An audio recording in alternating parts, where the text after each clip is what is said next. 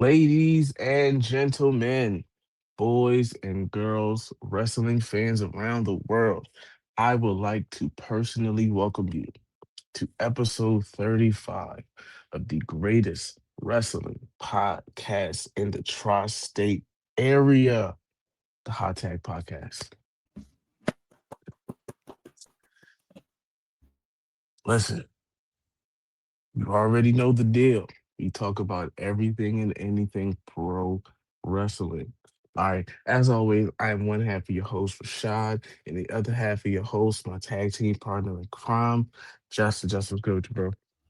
What's good, man? Another week. Ready to get into it. Man, another week, another episode, man. This gonna be a different one, man. Cause I'm not gonna lie to you. I got some things that I get off my chest today. Yeah, definitely probably going to be a heavy show review type of week. So we're really going to get into how we feel, especially as we are now only a couple weeks away from WrestleMania. It's hey man, it's WWE. What Trick Williams say? Let's talk about it. We're gonna talk about it for sure. Feel me? But as always, we always start off the show with our headlines for the week. My brother, what do you got for headlines today? So, unlike other weeks, not as uh, headline filled, but I did want to take a second to break down this. I guess I don't want to call it controversy, but Peter Rosenberg, for those who don't know who Peter Rosenberg is, he is like a radio host, uh, very well known radio host. He was doing Hot 97, right? Or was that not the Breakfast Club? It was Hot 97. He's doing her Right? 97. Yeah. Hot 97. Him and Ebro. Yeah, Ebro in the morning for a while. And now he's kind of switched lanes into professional wrestling and covering professional wrestling, working primarily directly with the WWE as of late. Uh, this kind of plays into Monday Night Raw a little bit because during Monday Night Raw, it was a match between Asuka and not Kairi Sane, and Io Sky. Io Sky at one point goes for a suicide dive through the ropes onto Asuka, and her feet clip the ropes and she drops neck first onto the floor. If you look at the video that's going around, it kind of looks very brutal to watch. And because of this, Peter Rosenberg tweets out that he just doesn't think that people should be doing the suicide dive anymore. And I want to quote him or get his points right. He says, "They're all risk, no reward. If you successfully hit a suicide dive in 2026, no one cares. But if you mess it up, you could truly harm yourself. Don't do it." And this, of course, got him a lot of backlash from fans and even some wrestlers because of how common the suicide dive actually is. Now, on any show, you could see anywhere from like 6 to 10 suicide dives, depending on the card at night. It's a very frequent move nowadays.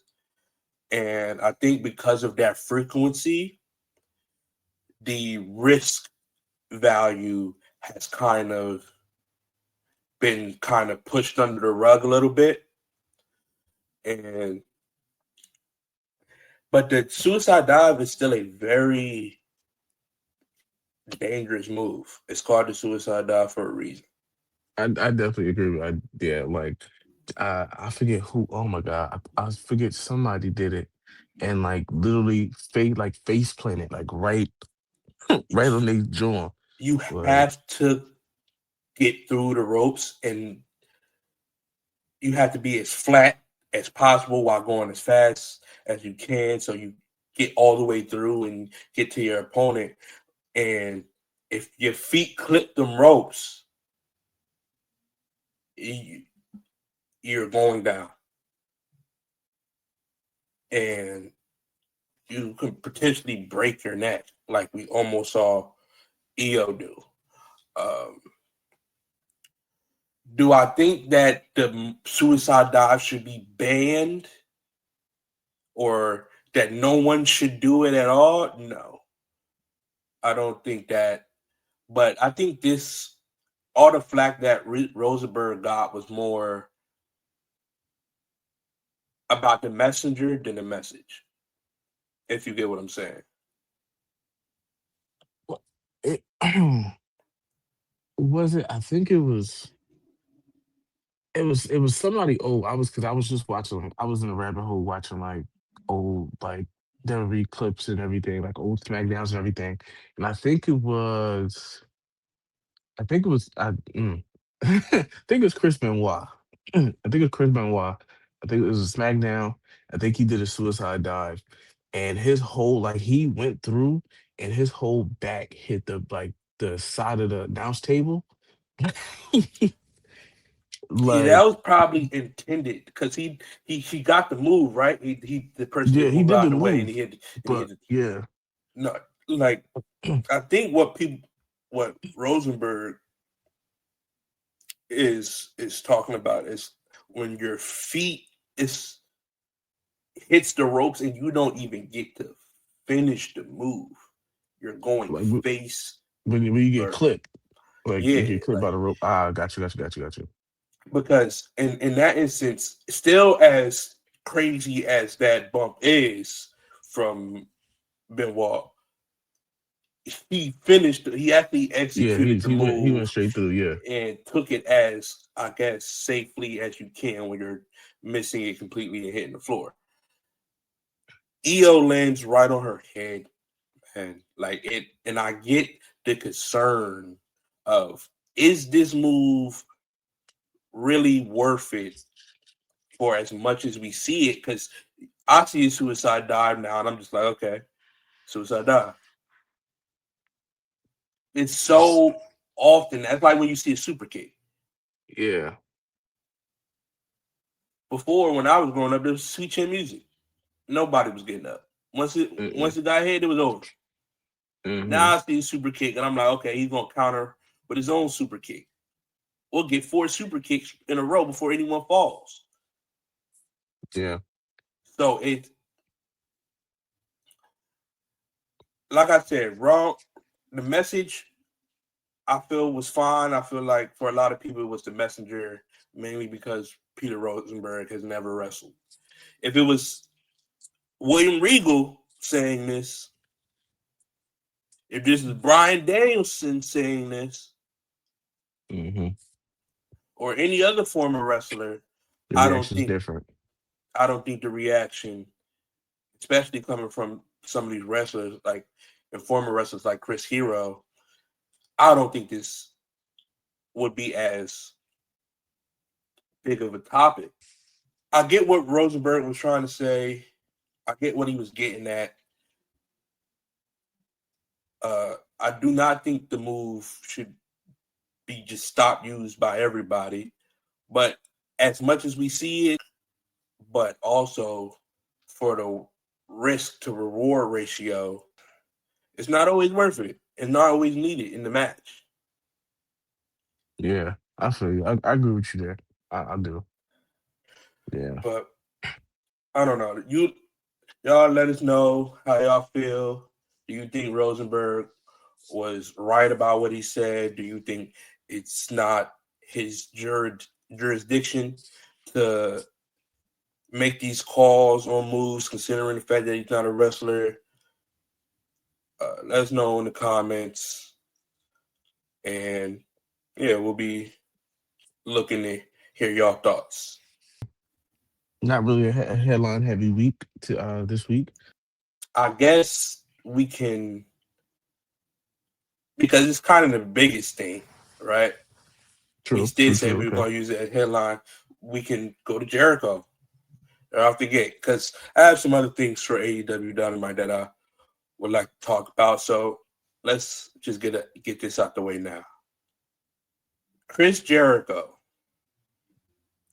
has returned to AEW on Dynamite.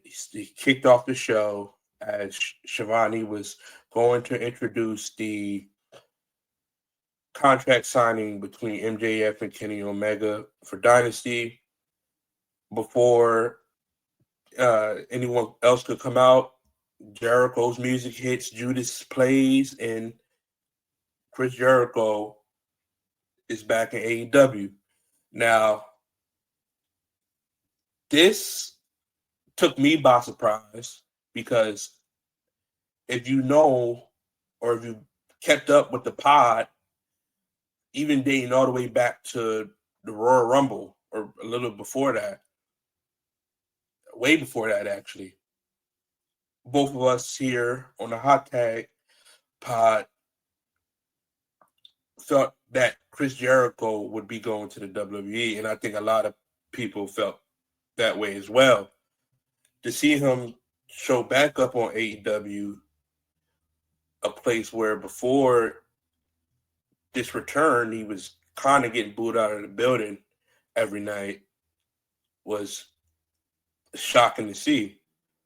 After some reports come out from Meltzer, Meltzer basically says that the deal for Jericho to come back to AEW happened because at first Jericho was approached by the WWE, and I guess they wanted him to do a retirement tour, some similar to Cena and AJ, where he probably would end up losing to Gunther at the end of it and retiring. But Jericho has been on the record of stating that he still feels good and still feels like he has something to contribute to the business, which I guess in turn made his choice to go to AEW a lot easier.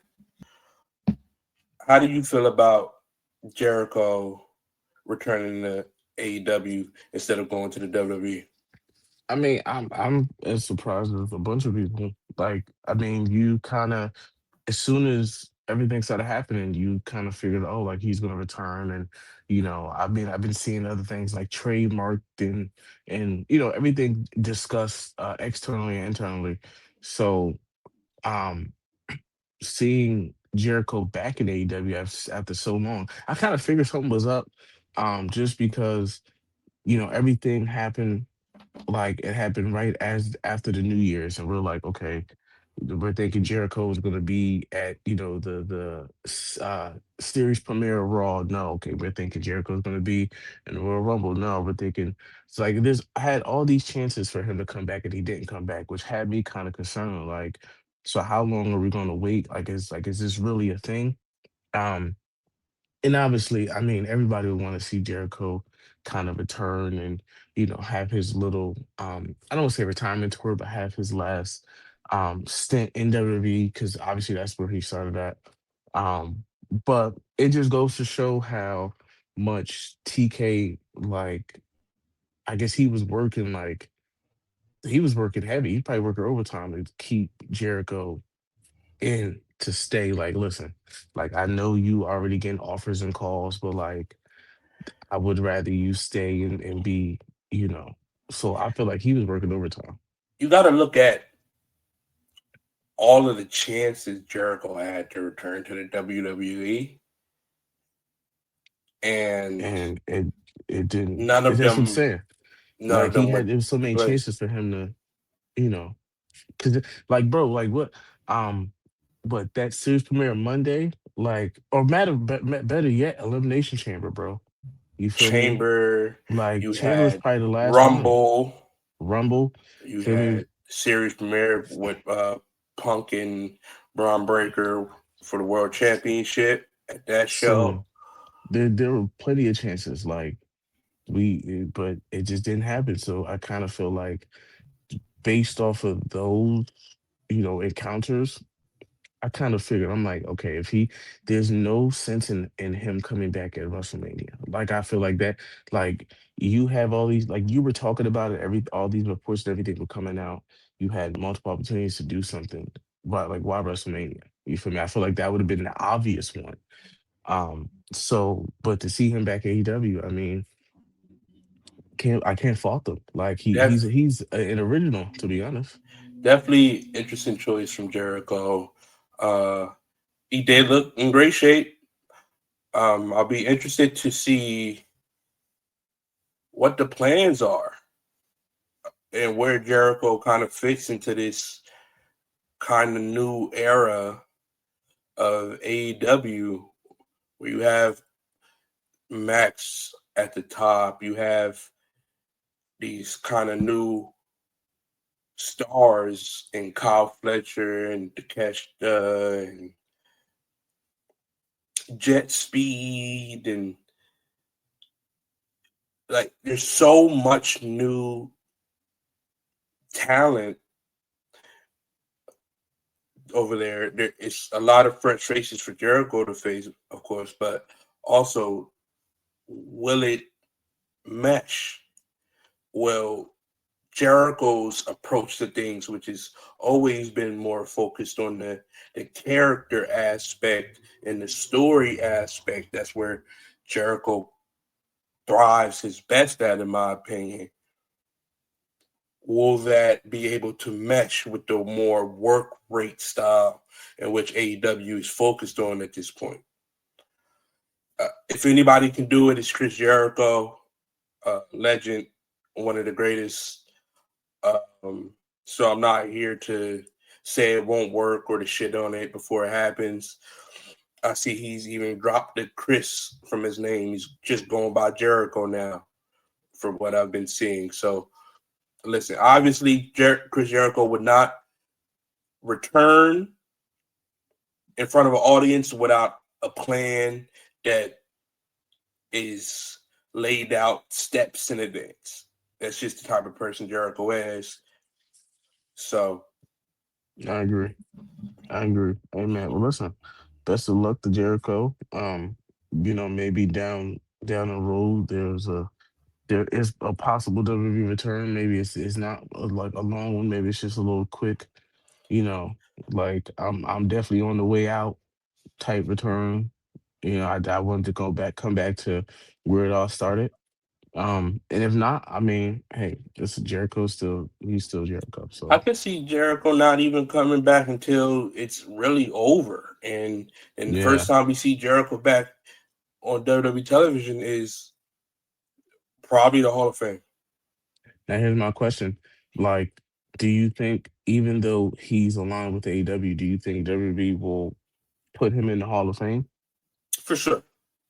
Once Okay. Jericho retires, like it is no doubt, 100%. Like once he retires, whether it be in AEW, whether it be in the WWE, it's right after that. It should be two Hall of Fame announcements. The AEW doesn't even have a Hall of Fame, but if they were to have a Hall of Fame, the first person they should put in there is Chris Jericho. I think And the AEW should have a Hall of Fame, and if they do have a Hall of Fame, how long does it take for Cody Rhodes to be in? I don't know. That's a Because tricky one. yeah, because I mean, you want to talk about like They don't founding even really like fathers? to acknowledge No, Cody and anymore. he's essentially the founding father of AEW, one of the founding fathers of AEW. So like, He has to get in it though. Like I'm as much as they may not think so, he has to get in it. He has to be in it. So how long it man, takes him, I don't know. But do I think he will be in the AEW Hall of Fame whenever that comes to fruition? Yes. I respect it. I respect it. Um, So I mean, so while we're already on the topic of AEW, what's our recap? What's for me? What's going on AEW? Well, we had the Max, MJF, and Kenny contract signing. There were no physicality allowed in this contract signing, and Max's whole game plan was to try to get Kenny to punch him or to hit him so that Kenny would forego his world title match at Dynasty. Max says Kenny's body is aging faster than bagged milk, which I thought was hilarious. MJF says or brings up his kidney issues and his diverticulitis issues, and basically says that Kenny would be better off dead at this point, which prompts Kenny to get in MJF's face. Mike Bailey comes down to stop him before Kenny punches Max and loses his title shot. They're in Winnipeg, so of course Kenny's getting big reactions this whole night, and even Jericho got a big reaction for his comeback because they were in Winnipeg. I forgot to mention that too, which added to that. And Mike Bailey challenges MJF to a match later in the night, and MJF accepts. There was Pop versus Will Ospreay on this show, which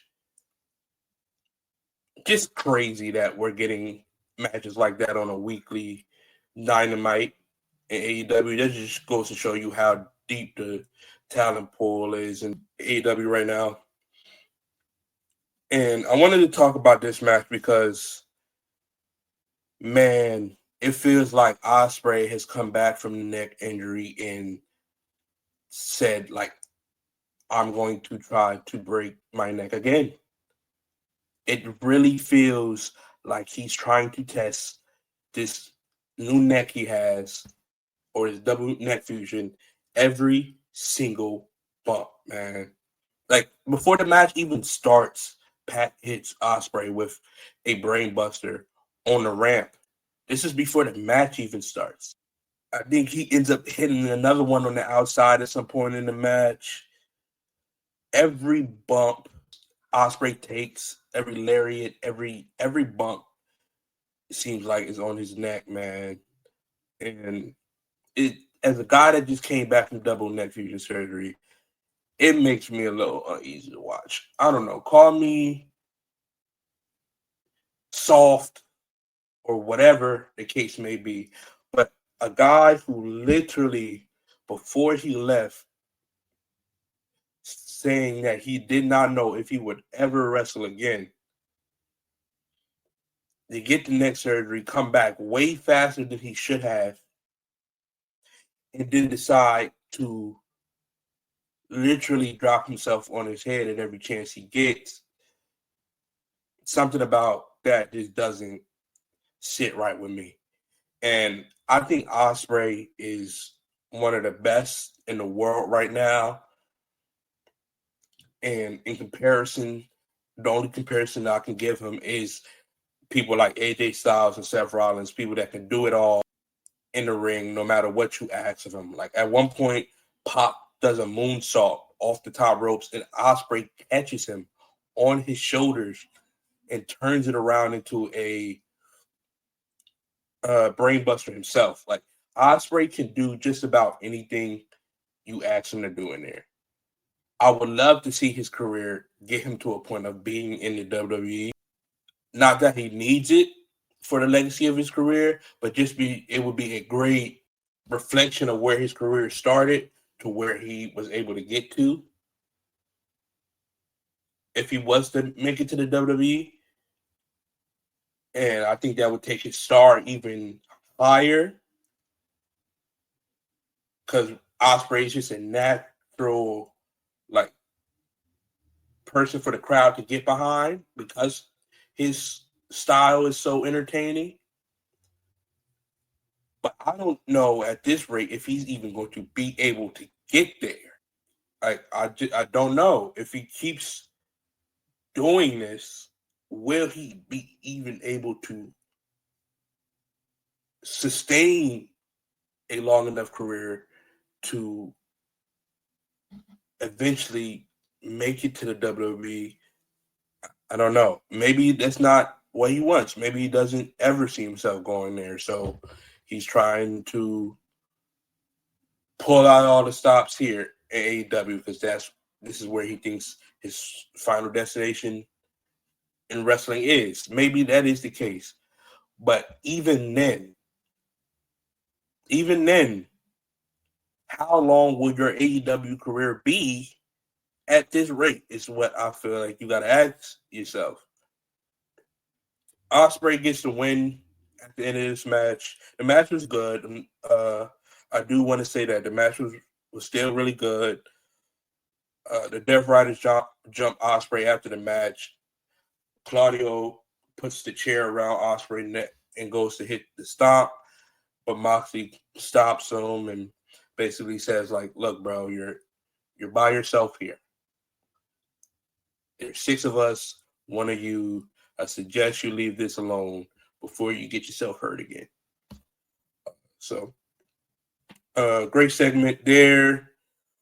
Andrade will face Darby Allin next week. And if Darby wins, he gets a title shot at MJF. And then MJF versus Mike Bailey was the main event. And this match was killer. Mike Bailey has been another great signing for AEW. For me, it's Mina Shirakawa, then Mike Bailey in terms of just consistency since they've been signed. MJF brings back his American hero gimmick from when he was international champion. So he had the American flag intro and the American flag tights, and because this was in Canada, which kind of added to the match, of course, and the people wanted to see Mike Bailey get the win here, but MJF gets the win and goes to attack Mike Bailey after the match, but is ran off by Kenny Omega, and that's how the show ends. So that was AEW for this week. Show was good. Really headlined by that return of Chris Jericho, but all the rest of the wrestling on the card was solid as well. And yeah, I'm really excited for Dynasty. Fire, fire. Amen. Shout out in-home AEW correspondent for me for that AEW recap. Um, Listen, let's move on to our WWE recap. We start off with one of the biggest and most legendary venues in the world, Madison Square Garden, Monday Night Raw.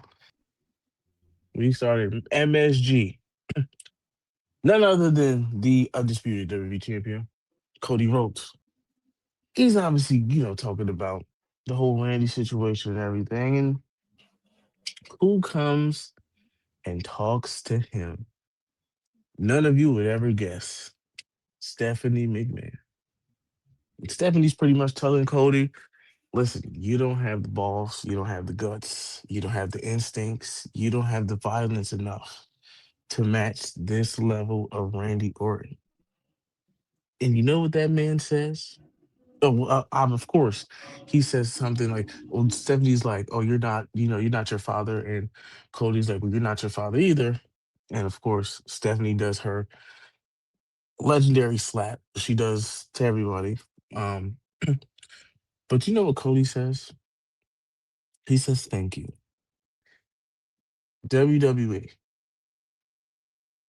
This is when I knew this was going to be a shitty week of pro wrestling because you had Stephanie McMahon and Cody Rhodes have a promo to start the show at Madison Square Garden. You had her slap him like she slapped everybody and their mama, and the man says thank you, which he pretty much called him out. This is when I knew things gonna get downhill. And trust me, as we get deeper into this weekly show recap, and I air my grievances, you understand why this little ripple in time shows exactly why WWE is going to shit. We're not glancing past this. First of all, this Monday Night Raw, Cody Rhodes, the champion from SmackDown, is opening the show. Mm-hmm. Okay. And then I'm thinking we're going to get a Cody promo, maybe even an appearance from Randy. And instead, I met with Stephanie McMahon. Right there, I was like, oh, I already don't like this. He's walking down the ramp, and I already don't like this. And then she proceeds to get in the ring and cut the most 2010 promo I have ever heard in my life about how you have to be vicious and you have to think in a certain mindset and how evil Randy Orton is. Like, you're not talking to literally his protege who watched him do all this thing. This whole thing, and I'm glad Cody kind of put this to rest a little bit on Friday, which we'll get to. But this whole kind of idea that Cody Rhodes can't get down and dirty when he needs to. When we watched the man wrestle a no disqualification match against John Cena at SummerSlam, when we watched the man face Kevin Owens in a ladder match at the Royal Rumble, I think it was the Royal Rumble, when we watched him face Drew McIntyre in 3 Stages of Hell, when we watched him take the fight to Jacob Fatu every week for a certain point, we gotta quit it. We gotta stop acting like he doesn't have a mean streak when needs to be, just because the man high fives kids and kisses babies and signs all the autographs. We gotta stop acting like he ain't got no mean streak at all. We just gotta stop, man. Like, I get that it's Randy Orton and he's supposed to be back in his Viper mentality, hearing voices and everything, but one, this match isn't no disqualification at WrestleMania. It's a wrestling match, right? So there's still rules, right? Cody Rhodes has to be the better wrestler than Randy Orton on that night. That's all. He just has to be a better wrestler than him. I, I knew it was gonna go downhill. But what were some of your favorite moments of this Madison Square Garden show? I like the Usos first division in the street fight. Mm-hmm. I thought the match was good. As soon as I knew LA Knight was going to be on commentary and Speed was going to be in the front row, I said, Mm-hmm. this is the night where the Vision win the tag team titles. And I they agree. did. I even like the ending. I like how it happened. With Logan Paul trying to get the brass knuckles from his mom, which is funny, to him grabbing Speed over the barricade when LA Knight decided to get his ass up from the commentary table for some reason Mm-hmm. in a street fight. I didn't see anybody talk about this. This is a street fight where anything goes. Logan Paul gets brass knuckles, which technically is the most street fight item in this whole match. Literally, yeah. And for some reason, LA Knight decides to get himself involved in this match when he was literally just supposed to be out there doing commentary. But other than that, everything else was good. Speed picking up the knuckles and hitting LA Knight by mistake, and then putting them on the ring, which leads to Logan Paul using them to help get the win on. I liked all of it. I thought it was good. I thought division needed this after a rough start and a lot of bad luck. Definitely needed division to get the win here to kind of get some momentum back behind them. And I don't think this loss hurts the Usos, especially since their focus ain't even on the tag team division. Apparently, No, it's it on wasn't. Roman Reigns and his title match at WrestleMania. So if that's where Hmm. your focus is, then good. Lose the tag titles. It made sense. It made sense. It like it, like even in the promo last week, it was like, yo, we got to focus on the tag team titles. And Jay like, bro, fuck the tag team. Bro, Basically, fuck the tag team championships. Okay, all like, all right, right, Usos, one of the greatest tag teams ever. Fuck the tag team division now. got you, heard you. Yeah, I, and listen, I don't know. Like I said, Jay is just he's focused on something else. And Jimmy, poor Jimmy, Jimmy's just trying. It's always I'm not gonna lie. Like Jimmy has his instances, but like Jimmy's always the one that's trying to bring the family back together. He's trying to be the mediator, man. It's just you got to crash out like Jay. You feel me? You got the tribal chief. You got Solo with his whole other family. Like if I'm Jimmy, I'm like, you know what, yo, I just had newborn. I'm out. Like y'all got it. How did you feel about the Brock and Oba Over. segment? Yeah, Hear me and hear me good. I'm gonna say this and I'm gonna double down. I'm gonna triple down. Oba and Brock should be the main event for night one. shit. At this point, This match clears every single night one match. I don't, and we don't even know the lineup for real yet. But this should be the night one main event. There's not a single match on night one. And then honestly, other than maybe Punk and Roman, there's not another match that tops this level of main eventness on this card. I I I'll sit there and fight tooth and nail about it. You can't tell me, bro.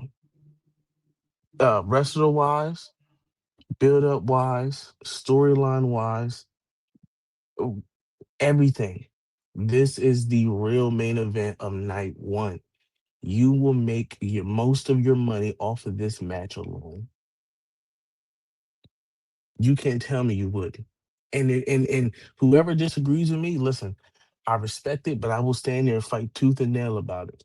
nah, it's definitely looking like the marquee match for sure. Like Like this, you close the show with this match. You if have two behemoths. if you surveyed 100 wrestling fans right now, you ask them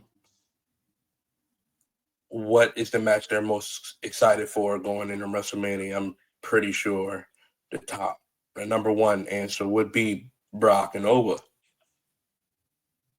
Literally. Like every week, you were literally eyes locked, no blinking, breath like you're murmuring. You are literally you're sitting there speechless. Whenever you hear Brock's music or Oba's music, you're sitting there speechless. You're waiting for the next moment. That is how you cultivate your audience. And that's why this should be the main event of night one. And then out of all the builds, this is the build they have gotten right the entire way. Literally. Like honestly, it surprises me. All the other builds have been shaky, right? This build every week they get it right. Like this week, we've gotten a lot of physical altercation between these two. This week, And we limit the physical altercation between the two of them, but we build up the suspense. We build up kind of like we can't wait to see these two get their hands on each other and how important this match is when you bring out Triple H to be the one to have to get in between them. It's something he Listen, doesn't do often. he does not. He doesn't do it often, and that's how you. That just that alone shows you why this should be the main event of night one. I even think Michael Cole calls him Paul Levesque on commentary. Like we're going there. We're making it Like, seem as if we got to call in reinforcements to get these two from not tearing this entire arena down. this isn't the wrestler. This isn't a cerebral assassin. This is the COO, the head of creative. You feel me? This is the one that's running the business right now. When he has to step in, that does that not show you that this is that big of a match? That the boss got to come and step in, bro. Come Yeah, on, man. Like I undeniably, main event night one. I don't care what anybody says. I don't care. Randy fans, Cody fans. I will fight you. There's no, especially after. Ooh. we're gonna get there. We're gonna get there. But I want to address. We got two more things to address, mainly from Raw, before we move on. First one is, I guess you can say, the announcement of what Seth Rollins and Hmm. Gunther are doing at WrestleMania, and it's a match against each other. The whole night leading up to this, Adam Pearce is asking Heyman, like, did you check email? Did you check email? Did you check email? And Heyman's kind of ignoring him to the point where Adam Pearce comes out and interrupts Heyman's promo, in which to tell him, hey, you might have wanted to read your email because in your email it lets you know that one, Seth Rollins is out of jail from last week, and two, he's officially medically cleared to compete, which gets a huge reaction from the fans, huge reaction from me. My boy is officially medically cleared, which means, hey, I'm going to say this now, and you can double back to this. That World Heavyweight Championship post WrestleMania is coming home. It's coming home. Mm. You But think it's that's besides the point. Right now, I want to focus on WrestleMania. okay? Let me ask you So, this go ahead. before you get into it. Who wins? Who wins what? The match at Gunther WrestleMania? versus Gunther versus Seth. Who wins? I don't know, man. And right now, I've been really trying to get an answer to this question all week since Raw. And no bias here. Like, I'm really not even trying to be biased because I like Gunther as well. And there is a strong case to be made for Gunther to win this match. I can't even act like there isn't because of where Gunther has been on Hmm. as of late. Like, he just doesn't look like a man based off his recent wins that you lose this match of Mania. But then you put into the other hand, the other point of this is Seth Rollins' first match back since Crown Jewel, Hmm. and he was World Heavyweight Champion before he got hurt. Yeah, so he never lost it. He Just relinquished never it. lost the title. So basically, this is still the world champion in some sort of fashion, right? Against the Hmm. guy you literally just had retired two people in a row, two of the GOATs. Where does, like, who wins? I don't know. I don't know. I don't think anybody wins. I think shenanigans happens because I think Braun Breaker is really cleared. I think Braun Breaker's ready to go. I think they pulled the trigger on Gunther and Rollins because they probably felt like they were tired of seeing Braun and Seth, even though we really never got it. I was about to say we never got really any Braun and Seth. We Yeah, got Braun destroying Seth before he left, and and that was that. So but I think Braun Breaker's been cleared already. I think he's been ready to go. So I think nobody wins. I think Braun Breaker comes back at Mania. see, that's where I don't think that would be a good idea because if I don't Braun think it'd be a Breaker good is idea ready either, to but like go, then you should run. It's the match you make.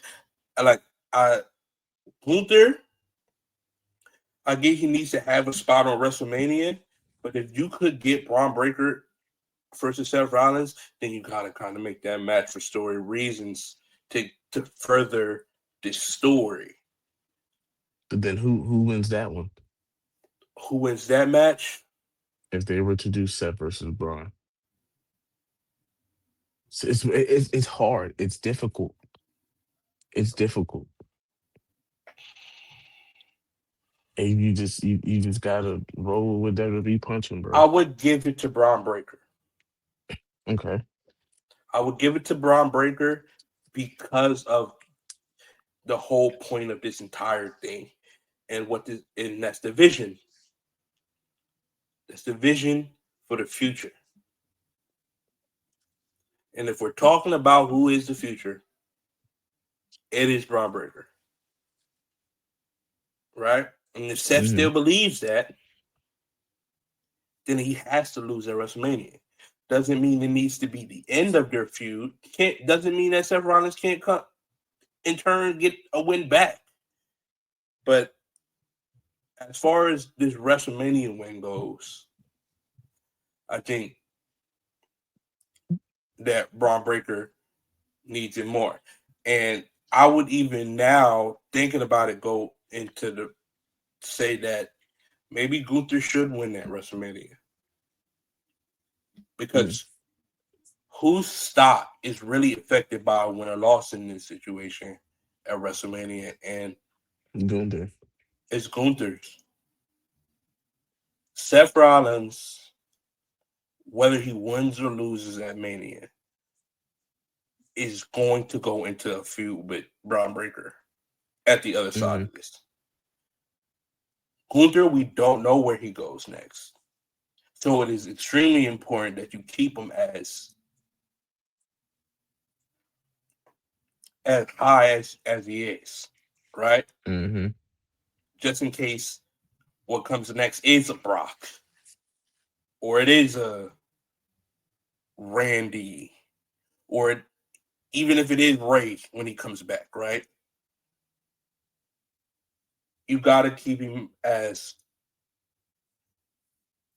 built up as you have him, as to where Seth Rollins, whether he loses or not, we know there's a story for him that needs to be finished with division. So I guess that I agree. answers both those questions for you. How about you? Who do you feel? I know, I would win Gunther, 100%. I would win Gunther. I think Seth. I think Seth is okay if he loses. I think Gunther needs this win more than anything to really. It's like because you retired John Cena, you retired AJ Styles, and nothing after that has come from it. Like I understand, yes, you're supposed to go and fight Ray, and that was essentially supposed to be a career match. Um, but I think Gunther, yeah, I would have went Gunther. I feel like Gunther wins this match. He needs it, like you said. His stock is more at jeopardy than Seth if he was to lose that match. Um, so yeah, I go Gunther, 100%. So that's where I go, and I also go. Our last segment of the night, I go the OTC, the Tribal Chief Roman Reigns in his $1,200 jacket because he's like that. I go Roman. I still go Roman, regardless of what the outcome was Monday. I still go Roman, Joe, and YE Reigns. After watching the Usos lose the World Tag Team titles, after watching Punk take the fight to Roman Reigns and get a one up on him right after we thought we was about to see this killer Roman Reigns come back after last week. It's coming to fruition. It's definitely coming to fruition. It's starting to line up with It's definitely Jay something Uso going on. turning on Roman Reigns. Yes, that's true. That's true. Which I mean, it is the inevitable. It is. We did. I think we said it last week. Like it's starting to get closer and closer that Jay he's gunning for that tribal chief reign, that tribal chief title. Um, but I still feel like at the end of the day, Roman Reigns still wins. Listen, every dog has a day. CM Punk, he's an old dog. He Every he was big able to dog. well, he was able to get one up on Roman last week. Listen, it's fine. It's fine. It's okay. You feel me? That don't make the series. You can get a game, but it's all about the series. You feel me? And the series culminates at WrestleMania. It And does. whether that's and I can say I'll say this right now and I'll say it again if I have to. No matter what happens, there will never be a time where CM Punk beats Roman Reigns clean. Never will be a time. I can't say that. If this was Seth Rollins, I would have to sit there and accept my defeat. I was about to say, hey, And I well, would have to sit there and accept my defeat because he got us. But in terms of CM Punk, there will never be a time until I see it with my own eyes where CM Punk beats Roman Reigns clean. don't worry. You'll see with your own eyes coming WrestleMania time. I will. I will see it. I will see Roman Reigns being champion once again. But yeah, that's Monday Night Raw. Uh, if I had to give it Raw a grade, I'd give it a what would I give Monday Night Raw? I mean, I liked uh the Usos and the Vision, and I liked Penta versus Kofi. I thought that was good. Yeah, I thought that was I hard thought the too. Brock Over segment was good. Everything was good. I'll give it a B. I'll match that. I'll give it a B as well. I'll match that. Also, shout out Roxanne. Roxanne's back. Oh yeah. So Shout out to she's back. Roxanne being back, See man. see what's Mister going on. Mister on the show for sure. You know. I'm not sure. I'll give it a B. I'll give it a B. Um Oh, we have I to. We almost didn't talk about the match announced, and the ladder match. yeah, talking about Kofi and Penta, bring it up to me. Yeah, the ladder match. Before we move on, we have to talk about the ladder match being announced. Penta versus Javon Evans versus Dragon Lee versus Rusev versus JD McDonough for the IC Mm-hmm. Championship at WrestleMania and a ladder match. Banger announcement. Great Definitely fire. announcement from the WWE. Uh, Great choice of superstars to have in the match. A lot of guys that just want to go out there and show what they can do. Yeah. I listen. That we definitely better speed over that match. But Yeah, I nah, want to make listen, sure we hit that. that match is gonna that might be one of the best matches of the weekend. Honestly, bro. Like yeah. You got luchas, you got high flyers, you got brutes, you got technicians. I think this will be fire. This will be fire. I like it. I like it. Of This course. is definitely one of those matches where it's like, okay, it's a match where everything on a card where everything else is centered around the biggest stories possible. This is just a fun match, man. A fun match that's going to have the people entertained. That I don't want to say there's no wrong way to winner here, but I mean, there's a couple guys that could win that I wouldn't mind. Um, Although I do think Penta retains here, probably needed for him to retain here. And I think following this ladder match, Penta's stock will be higher than it I already is. I Like agree. coming out of WrestleMania, Penta should be one of your top faces in the company or at least on Raw. I agree. I agree. So I definitely think he wins. I think his stock goes up. I mean, you already see his pyro. The pyro budget has increased for him. yeah, So yeah, WWE is and already high on Penta. So I'm not even talking about how they view him. I'm talking about the yeah, people, like just IWC. in the people's eyes. Yeah. Yeah, I feel you. I feel you. Yeah, no, that match gonna be fire for sure.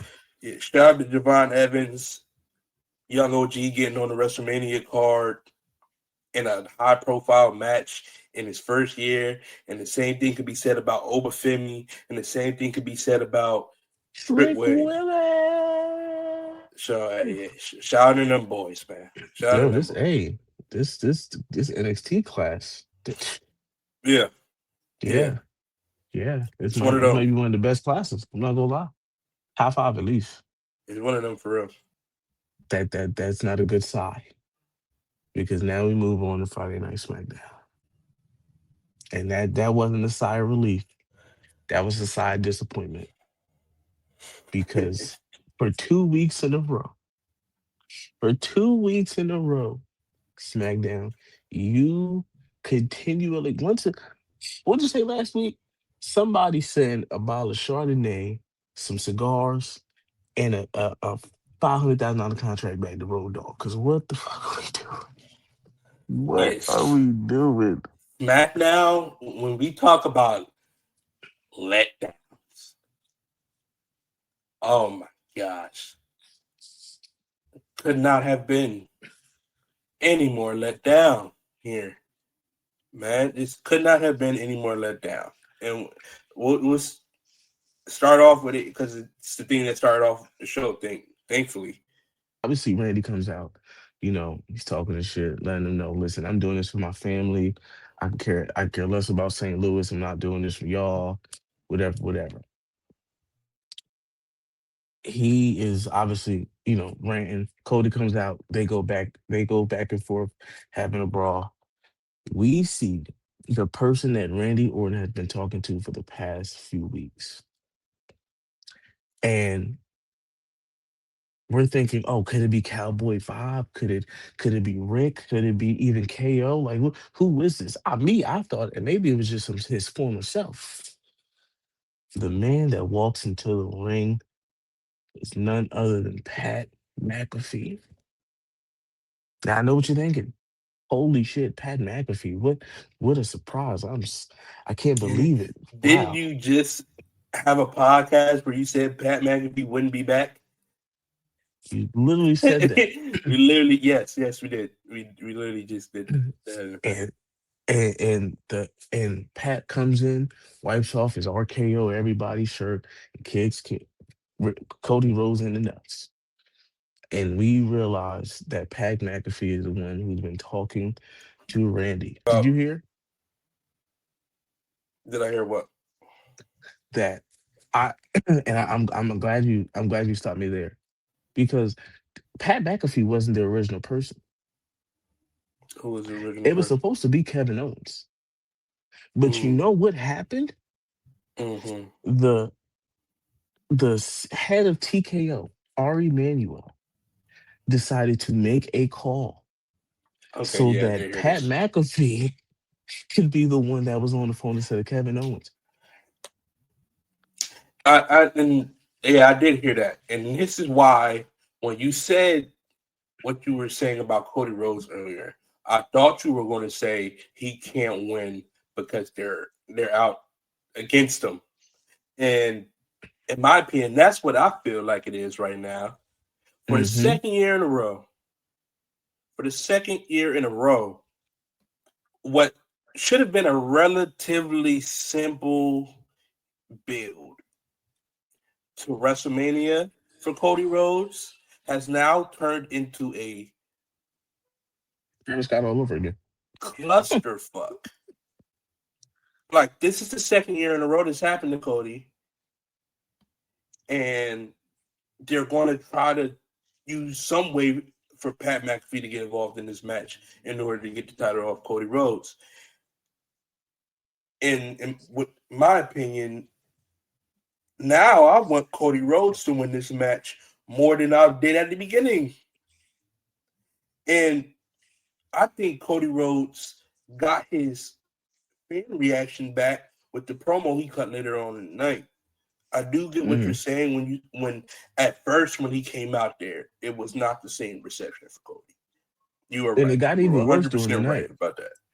But in my opinion, when he came out there and cut that promo, that was the realest Cody Rhodes promo I have heard in a long time. And That the reception promo, was even worse. at first, I think by the end of that promo, he turned them people around because it's the truth. All of it was the truth, and we can go down to it when he talks about Pat McAfee being revealed as the person behind Randy Orton, being the same thing as Disco Inferno being announced as the third member of the NWO instead of Hulk Hogan. Mm-hmm. Fact, when he says that the only reason Pat McAfee can even tag along to the WWE and all the things they do is because they're hot right now. When he says that, yeah, and these records being broken at WrestleMania, I had some great partners alongside me: Roman Reigns, John Cena, Rock. The Mm-hmm. Rock, Seth Rollins. But I was a main focal point in these matches as well. Just as big of a focal point in these matches as the rest of them. And like you said, he was spitting facts. I didn't disagree with anything Cody said. I didn't disagree at all with anything what Cody said. But it's the fact that And I thought the like I said, people recepted it well. not with the booze, they were literally booing that man during his promo. At That's why I'm the like, at the start of it, though, you listen to the crowd when he leaves. It's a different crowd because they're digesting what he's saying. but that's not even my biggest grievance with that. My biggest grievance is why do we need all of these celebrity cameos for what? What is the purpose of this? Why do we the speed thing? I give him that. I'll let you live on it.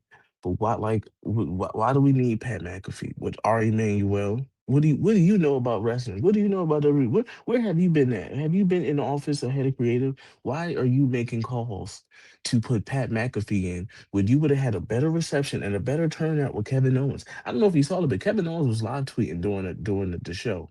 You feel me? He literally posted he posted a video of him with a Cody Rhodes plushie with his music in the background, right? Then he posted a picture of his dog sleeping while Pat McAfee was cutting his promo. And then it came out that Ari Emanuel pretty much pulled the trigger and made the call and brought Pat McAfee in, which is stupid. Why are you and you don't know anything about WWE? You don't know anything about what's going on and head of creative. Why are you making that call? Well, do you think you're gonna get a better reception with Pat McAfee? No, you actually got a worse reception. What the fuck was he talking about? He wasn't talking about nothing. Not a single thing. But once again, why do we need all these celebrities in this build up for WrestleMania? To be honest, this might have worked out for them in a way that they didn't even expect. Because obviously, you want your top guy to be Cody Rhodes, right? Your top face to be Cody Rhodes in this situation, right? We Hmm. First of all, we're not even going to go all the way back to where I said maybe we shouldn't touch Randy Orton and just make this a face versus face match. All the way back to when I said that, when Randy Orton won the Elimination Chamber, because I just knew everything that would come from this would happen. If Randy Orton turned on Cody Rhodes, they were going to cheer Randy Orton. And what happened? They cheered Randy Orton the whole time for weeks. Hmm. The only way you was going to make Randy Orton get booed is for somehow to get people back on the side of Cody Rhodes. If they would have brought Kevin Owens out as the mystery person, the crowd would have lost their mind. They would have lost their mind. Because I was just talking about how much I wanted to see Kevin Owens back. Yes. So you still wouldn't have got your desired reaction. Pairing Randy Orton with Pat McAfee and the fact that nobody wanted to see it is the only reason you could maybe get Randy Orton into WrestleMania with some boos behind him and some cheers for Cody Rhodes. Because if it was the other way around, that would not be the case. And okay, you make a pretty solid point, but that would Do yes, I you think got it should the have been Pat? No, I do not. I just want to say this too. I do not think that Pat McAfee should have been the person. Hell no. But it kind of got them what they was looking for. okay, cool, you got the heat, but what does that do for you interest wise? You got heat, cool, but like you still need people to watch and buy tickets to the show. Mm-hmm. You still need a turnout. You still need people invested. With with that promo made me less interested in the match now. And it took me a while to really understand what he was saying after watching it back. And I get it. But that did not interest the average wrestling fan is not going to go back and watch that promo and dissect it word for word and dissect Mm-hmm. what he was saying. That's not who you're trying to attract the average wrestling fan to buy tickets to go to your biggest event of the year. You feel me? That's not happening.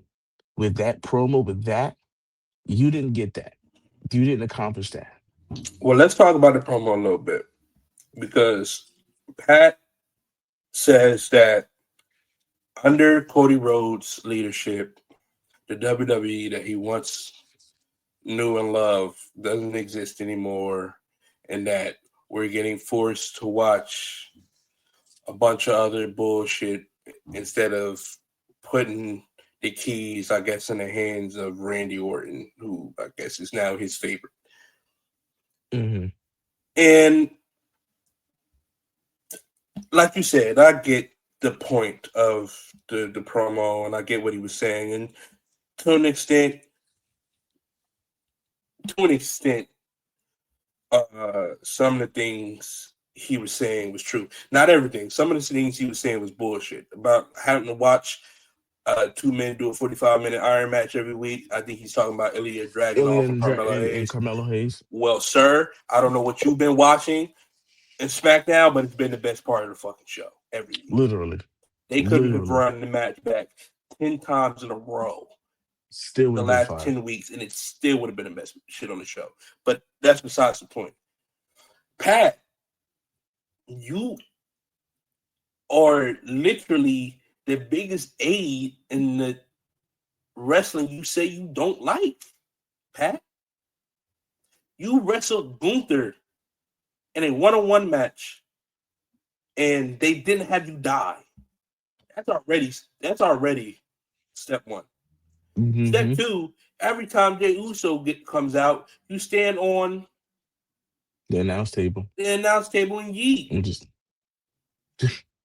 So yeah. obviously you didn't care then.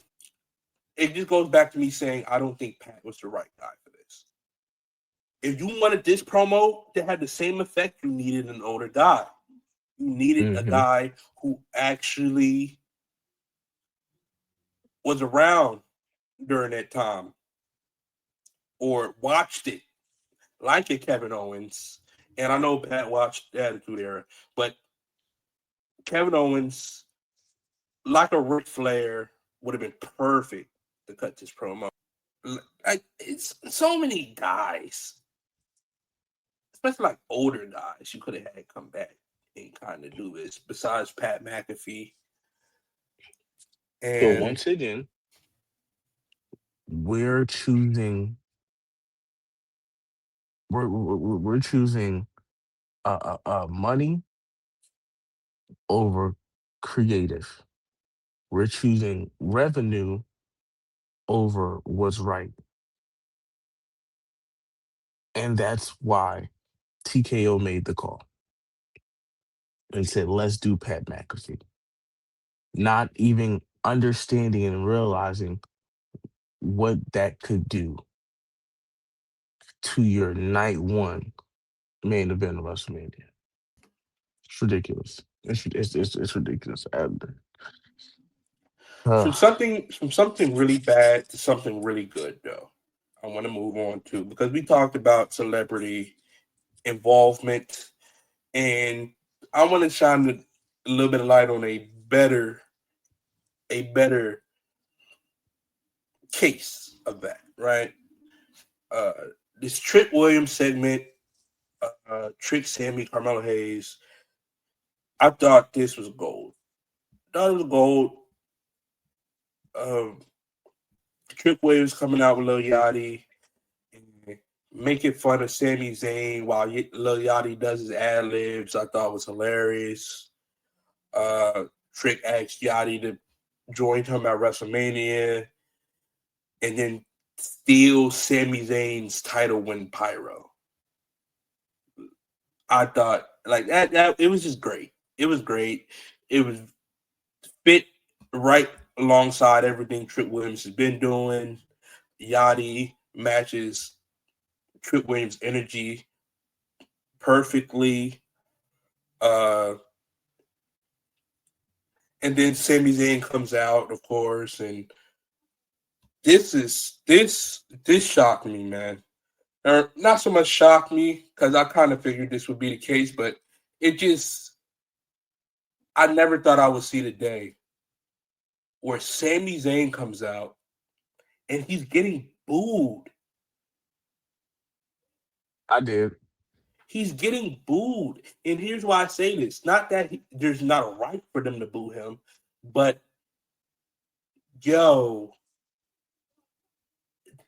Sami Zayn, career, mostly career, good guy.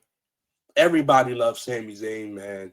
I like Sami Zayn. I still don't hate Sami Zayn, despite everything. I still don't dislike Sami Zayn. But everybody could realize Carmelo Hayes got screwed last week. And no one You even asked for heard it in that. their match. No You heard it in one their match. That's crazy. asked for it. No one asked for you to do that to him, especially at the cost of getting Sami Zayn versus Trick Williams on the card when you could have just had Trick Williams versus Carmelo Hayes, man.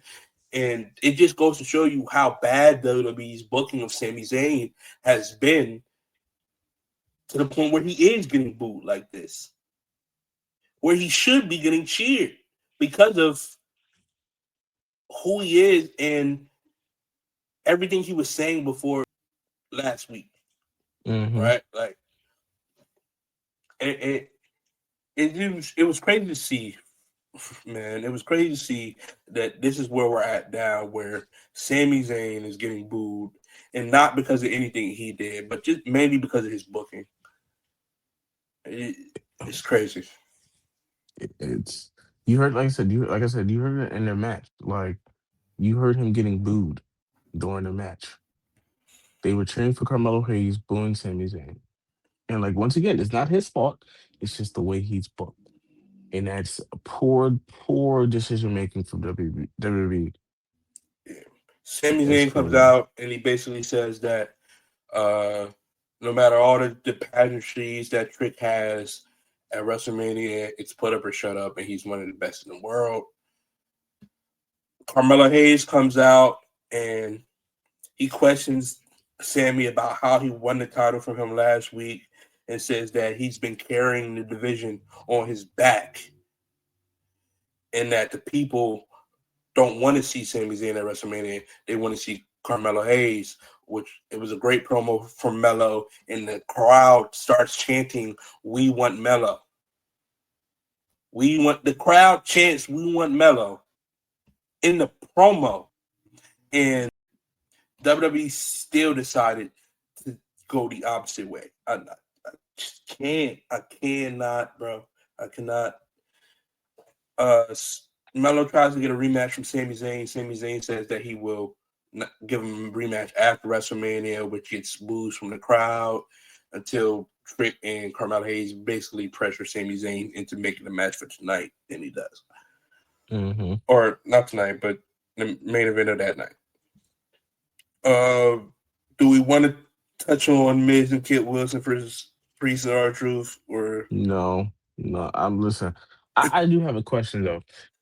How long do you think it's going to take the IWC to be done with Danhausen? I'm already starting to be done with that housing. Cool, because I'm gonna be honest. I'm like, listen, cool, fun gimmick, but man, I'm getting a little, And here's why. I just think it's too much of him. I think they're trying yeah, to get too much of Danhausen. Whereas if you kept him either on Raw or SmackDown, it would be a little bit better. I also feel like I said this earlier. I don't like him cursing just everybody. I feel like it no, should be a thing that should be saved for the ultimate, yeah, like there like should be more suspense. Like I understand the he very nice, very evil, but like, cursing the ref, and then the ref's arm gives out mid count. I'm good. I'm not gonna lie. I'm entirely good off yeah, all of this. I'm I'm so glad because I'm like, man, this is every every week, Two, huh? twice, not just It's every week. just, It's twice a week, every week. yeah, it's crazy. It's Just keep crazy. them on Raw. Just keep them on Raw at this point because we have R-Truth. Yeah. Even though the little interaction they had together where R-Truth tags him in. Well, Uh, yeah, it was entertaining, but but other than that, bro, I just felt like it was just not needed. Super yeah, forced. Like we didn't even need this match on the show. I'm be honest, but it happened. Um, I'm and I guess, and we'll get to the main event. We'll go straight to Sami Zayn versus Carmelo Hayes because yeah, everything. I'm listen once again. It's 2 weeks in a row. SmackDown has been ass. It's yeah, been ass.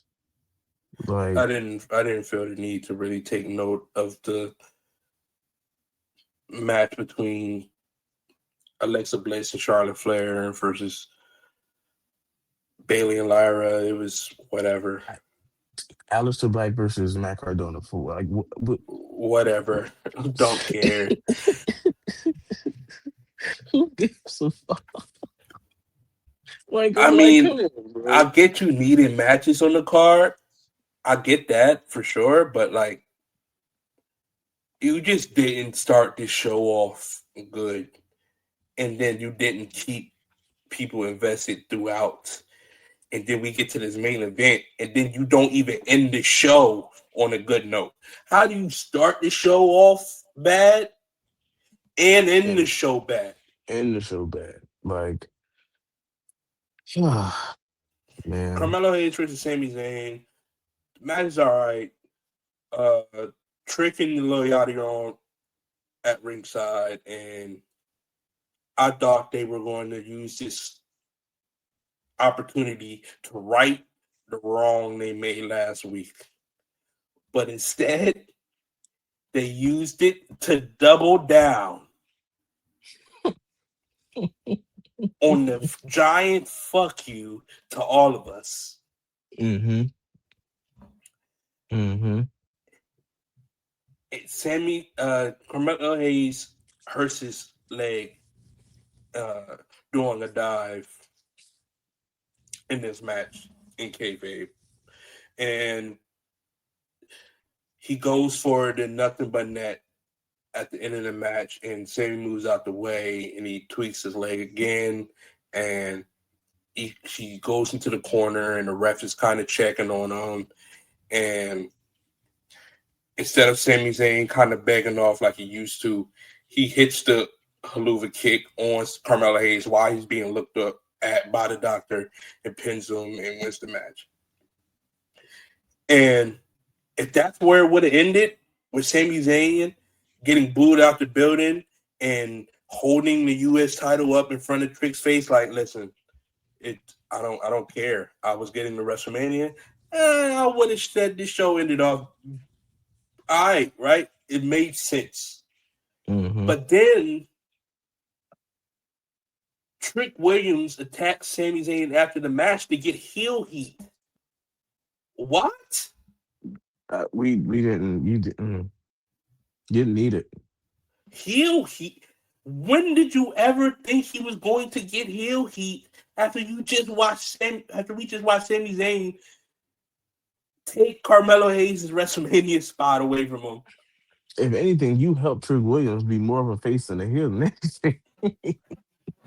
Just it was so I could not believe that they still tried to pull the heel heat for Trick Williams It's not while gonna the work, bro. crowd was booing Sami Zayn like it was going to work. This is what I'm talking about. We're stuck in our ways, right? Stuck in our ways and with certain tropes that just didn't are played out, man. I've been an advocate of keeping Trick Williams a heel because I feel like that's where he does his best work. But and even I can realize he wasn't going to get booed doing that by anyone, No. especially after we just watched Sami Zayn beat somebody that the crowd wanted to see go to WrestleMania. So this pointless. If I had to rate this show, I'd give it a D, man. I give it a D for these nuts. Somebody call Road Dog. Somebody call Road Dog and tell that man, sir, we need you now. We need you tomorrow. The first flight out, wherever we at, I need you there pronto at the table, at the door, ready to go. Have your notebook and pen, because we not doing this again.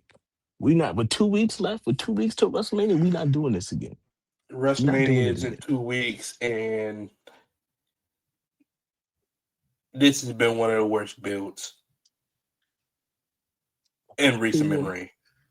Horrid. It's been horrid. I don't like it. And everything but the Oba and Brock match has been built terribly. Maybe Liv and Stephanie, but I even see some people not really caring about that. I don't think it's been the worst thing, but just crazy that WWE expects you to pay thousands of thousands of dollars to attend this show, and they can't even build it the right way. Like insane, insane from them, man. Um, so WWE got one more. They got one more week to sell me on Cody versus Randy. Where I promise you, that will be my piss break match. I don't care if it's the main event. That's my piss break match because I don't want to watch it. Don't want to watch it. That's going. I guarantee I'm leaving. I. Mm, Pat posted something on social media, a video basically saying that if Randy Orton can't beat Cody Rhodes, then he'll never come uh, back. he'll never come back, which goes to show that Cody Rhodes is probably winning at WrestleMania. Yep. Yep. It's Which, crazy. oh my gosh, honestly, now good And the chance because that he doesn't. Wow. at this point, good because I don't want to see if we're going to run with Pat McAfee and Randy Orton being a thing after WrestleMania, Bro, it's gonna have be the Cody win. Travis, it's gonna be Have the Cody win. Johnson and Travis Scott thing all over again, bro. We're gonna see him for maybe a week. He's gonna make appearance at WrestleMania, then boom, he's gone. I give Pat a little bit more. He fuck with this more a little bit more than Travis Scott do. So I'll give him a little bit more credit. He'll probably stick around, which is the reason why I don't want to see it. And to me, it doesn't make any sense. And I'm good. I could care less. I'm supposed to believe that Randy Orton's been taking advice from Pat McAfee Mm. about his voices. Yeah, no. All right. Hot spots, man. Let's go to the hot spots. Man. Everybody's favorite segment. Oh, you started off, bro. I'm still grieving over Friday. Listen, I knew this was going to be a terrible build, right? Like once I saw Roman Reigns win the Royal Rumble, then they went Randy Orton for the chamber, but didn't just have it be student versus mentor. Decided they needed to do a whole bunch of extra bullshit, like it's 2010 again. I said, yeah, man, it's cooked fries.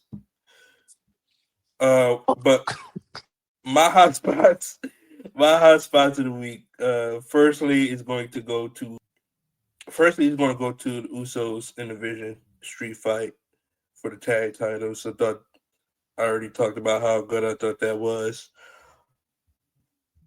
Uh, my second hot spot actually though is going to be Penta versus Kofi for the IC Championship. I thought this match was good. Uh, Kofi Kingston, a multiple time Intercontinental Champion, so him being in this match made sense. The match was back and forth. At one point, Kofi hits the Trouble in Paradise, and I low key thought it was over. Like, if you look at one of the more protected moves in the industry right now, you don't see too many people kick out of that Trouble in Paradise. Like, he's won world titles with that Trouble in Paradise. Like, not too many people kick out of that. But Picture still wins, and match was good. So that's gonna be my second hot spot of the week. And my third hot spot of the week is going to be MJF versus Mike Bailey. Killer match. Great main event. WWE, take notes. That's how you end a show. Man, listen, I got one hot spot. Matter of fact, I give you three. I give you three. My good one is over Sammy Brock. Like I said before, night one main event, WrestleMania. Write it down, print it, post it, plaster it on billboards. It's real. But my second hot spot has to go to Triple H What? because Oh, I need to hear this. Go ahead. you continue to show me that. Matter of fact, no, I won't talk Triple H. Let me talk to Paul Levesque. Paul Levesque, you continually show me that you just don't care about what happens in the future. I thought you was one of the guys. You was one of the bros. You feel me? You were definitely one of the bros. But for some reason, for some odd reason, I don't know what it is. I don't know if you're just highly influenced by money. I don't know what it is. But the fact that you allowed Road Dogg to walk out and not try to fight it, and you have a SmackDown that has been asked 2 weeks in a row and horrible build-ups, you, sir, have defied the odds that you just don't give a shit. Third, and definitely not least, Pat McAfee. Pat McAfee, you, sir, get my third hot spot of the week because you have showed me that no matter what trials and tribulations come your way, whatever, anything that stands in front of you, you can put it up, you can take it, and you can make it sound like you have been speaking for 40 minutes because God, that promo was horrible. You have a talent. You have a talent, sir, of making some things just you know what he's good at and why he gets a hot spot. You can literally tell that man, hey Pat, I want you to talk about cats. I want you to talk about PlayStation controllers, and I want you to talk about the clouds in the sky. And Pat will take that and give you a promo for 67 minutes just off of those 3 points. And you would sit there after the fifth minute and saying, what the fuck are we talking about? That's one way to go about the hot spots, I guess. Golly, I guess that's one way to I'm go talking about them. about I'm talking about talent at making ass. that is a that is a great you two sirs, Paul Levesque and Pat McAfee, you two sirs have a talent and a gift of just not giving a fuck. So those are my hot spots for the week. Shout out Oprah Femi. God And damn it. shout out over to me. God damn. Well listen. That wraps up episode 35 of the Hot Tag Podcast. All right. Make sure y'all follow us on all our social medias. Like, comment, subscribe, and follow us for all types of more content to come. We appreciate all the love and support. Without y'all, nothing is possible. All right. As always, as Justyn, I'm Rashaad. And remember, stay sharp, stay fresh, stay hot. Peace. Peace.